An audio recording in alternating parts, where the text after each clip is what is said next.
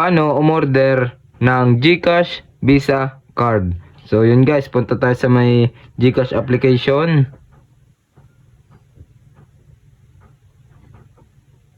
Yun guys, ayan, may balance tayo na 500 kasi yung ating GCash Visa card is may bayad yun pag order. So paano nga ba? 250 pesos siya. At kapag nandito na kayo sa may homepage ng inyong GCash application, punta kayo dito sa may, ayan, makikita nyo itong cards. Ayan, click nyo lang yan. Then may makikita kayo ditong order a card. Click nyo lang uli. At ayan, may magpa-pop up. So click nyo lang itong send me a card. Ayan. At kapag nandito na kayo, ayan, lalabas dyan yung inyong pangalan. Yan o, guys. Yan yung amount kung magkano yung GCash Visa card. Then next button. At kapag nandito na kayo, ayan, itong mga information is fill upan nyo lang para maging successful na yung inyong GCash Visa card. At yan guys, once na malagay nyo na yung, yan, yung mga information na dyan, ayan, itong contact, ayan, yung pangalan nyo, tapos mobile number, delivery address, ayan, barangay, zip code, address, ayan. Once na malagay nyo na yan, click nyo itong next button.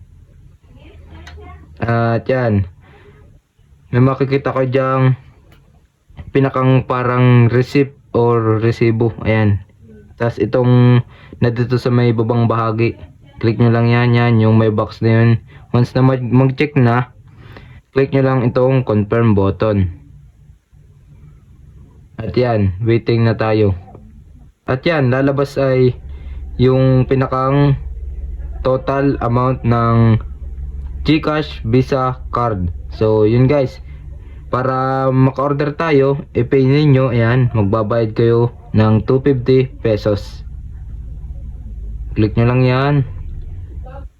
Ayan, wait nyo lang ng 8 seconds. Nakalagay siya dito guys, oh.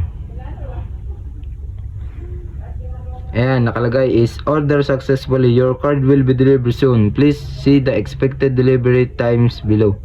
Ayan guys, oh, entayin na lang daw yung card natin. Dadating naman yung inyong GCash Visa card is door to door kasi nakalagay yung inyong address doon sa information. So yun guys, nakalagay is order successful. Ibig sabihin successful na naka-order tayo. So ganun lang kadali umorder ng GCash Visa card sa ating GCash application. At kapag may katanungan kayo, comment down below. At kapag hindi ko pa kayo subscriber, mag-subscribe lang kayo sa aking YouTube channel. I-hit ang notification bell para sa mga susunod na video like this.